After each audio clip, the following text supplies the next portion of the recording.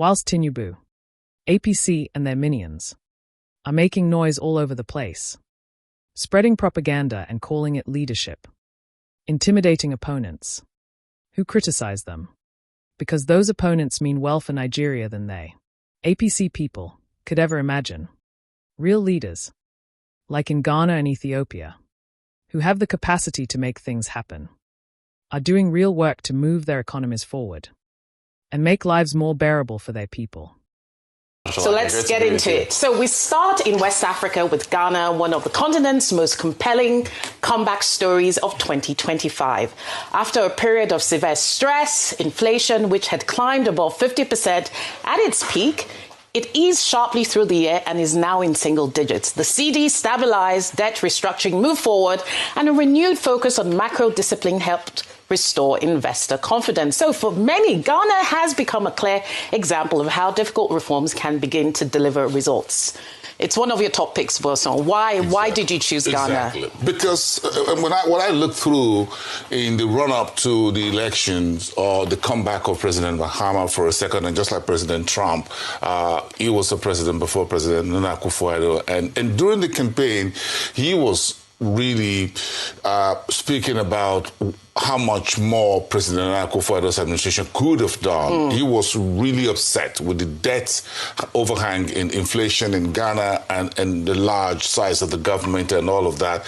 And as a business journalist, I was thinking it was just saber rattling. He was just looking for making political campaigns.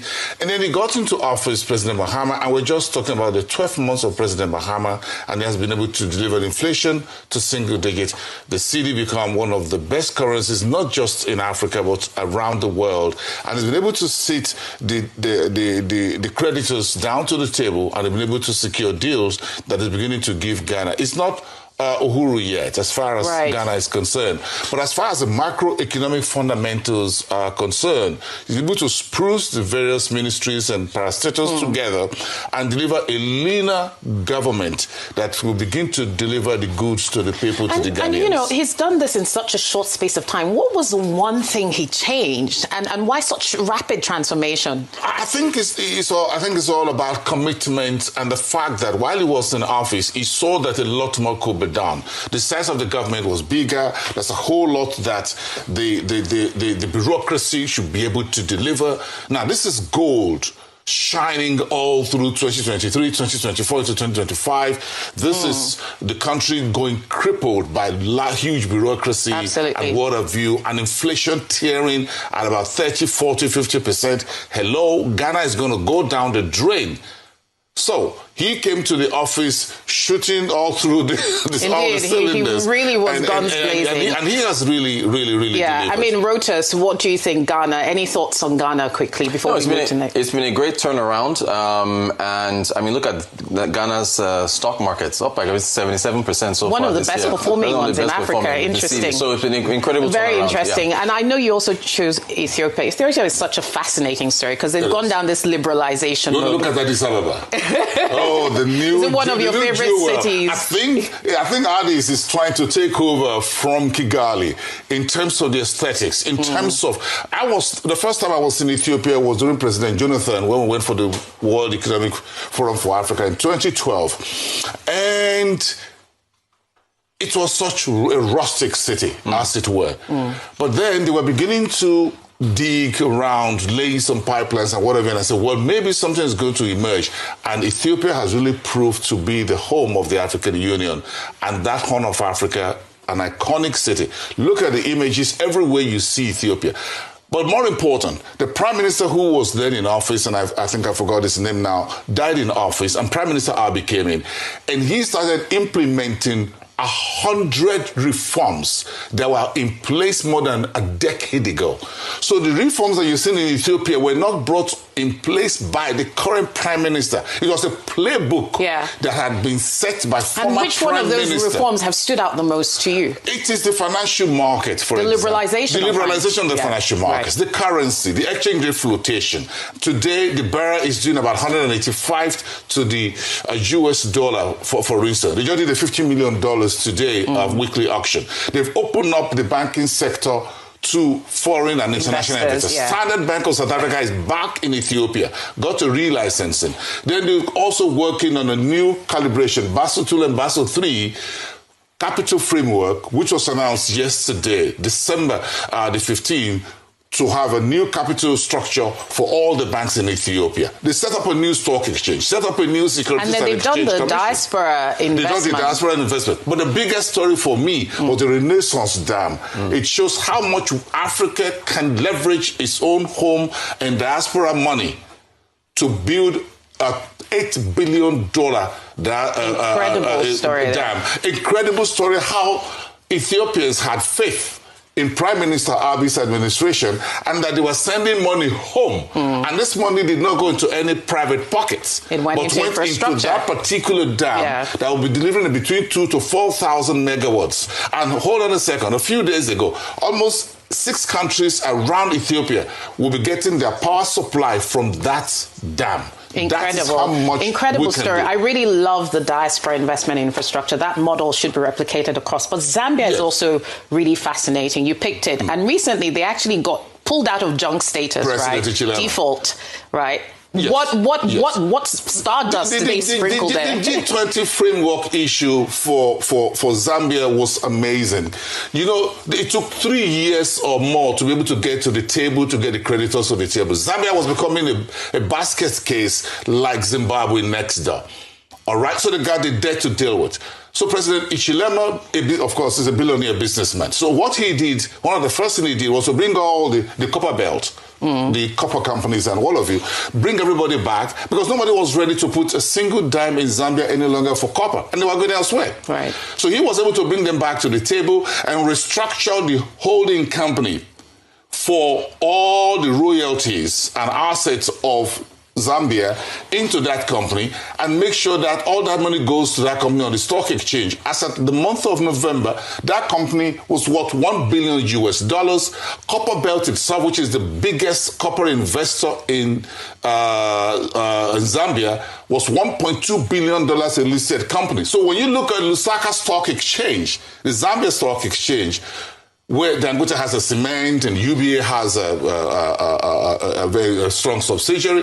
When you look at today, that stock exchange has about additional $3 billion this year alone. When you look at Nigeria's own reforms, under current Tinubu administration, the pain is unbearable for everyday Nigerian. Whatever gains they claim to be making are not trickling down to the people that matter, the everyday Nigerian. And it will soon be 3 years. They say that structural economic reforms often involve short-term pain for long-term gain. It is also said that the lack of immediate, positive impact on ordinary people within 12 months can undermine the reform's political feasibility and perceived effectiveness. How true will this turn out to be in Nigeria come 2027? Only Nigerians can answer that. Listen to Professor Pat Utomi explain why our historical experience of similar drastic reforms show that Nigerians may never ever see the positive impacts of the reforms. Prof, let's talk about the things that the president has said. I had to go back to, he reeled out some of the, the economic numbers. He talked about robust GDP growth for each quarter. The prorated, annualized prorated is looking at 3.7% GDP growth. He's saying expected for 4%. They didn't do well with the crude oil production, estimated 2.06, but they are doing an average of 1.4, 1.5, while the crude oil numbers projected to have been $75, but now it's about 60 or so. Inflation has come down, though rebased, and even the GDP rebased as well to 14%, but it has gone down about 10% or so. The exchange rate has stabilized around 1,400 plus, depending on what day you're looking at. They also their bragging right is also the 45 billion in external reserve or foreign reserve in that sense, although our debt is on the big side and the interest rate is on the big side. So you understand these numbers better than I do. What do you make? Is there something positive from his management of the economy, and what are they doing terribly badly? And what I've tried to do was look at why poverty persists in Africa, in spite of all these prescriptions of growth strategies. and one that is still so fresh in the minds of many of us. And I was a player. I was one of those who rationalized and justified it. Was a structural adjustment program. Look, when adjustments, quote unquote, literally saved us from being asphyxiated by policies of the IMF and all of those who became debt collectors, for those who gave us loans that we should not have taken. And Joseph Stiglitz analyzes this very well in Globalization and Its Discontents. When they began to prescribe the policies of the so-called Washington Consensus, many of us, including myself, saw no alternative, spoke in the way that the present players are speaking. And we saw apparent growth spots from the fact that reform of foreign exchange system suddenly made trade begin to run and all of that. And we tried to explain why people were still poor. We used things like the J-curve to talk about the lag in performance that you will soon follow. You will see it. 30 years later, it is clear that structural adjustments set us back. And I can tell you with all clarity of mind and purpose, the pillars of development in Nigeria, like the educational system, were destroyed by those policies. To rebuild what we had as education when some of us were undergraduates will take us quite some time and a lot of resources. But this is part of the damage that statistics like they're throwing at you did to us in 1986 to 95. So let me bring people back to reality and thinking. One of the big issues around all these policies that have been thrown around, for example, is, oh, we need to increase revenues. Plus, we don't collect enough revenues. People don't pay taxes. New tax laws, this, that. All well and good. The international ratios of tax to GDP and all of that. The question is, are we thinking production? How do we produce? But back in those days, there was a fellow who gained a lot of fame with supply-side economics, Arthur Laffer. And the Laffer curve was about the relationship of taxation to investments and growth. That reality of the Laffer curve exists. The policies that we're jumping around saying are great will prevent growth from taking place in this country.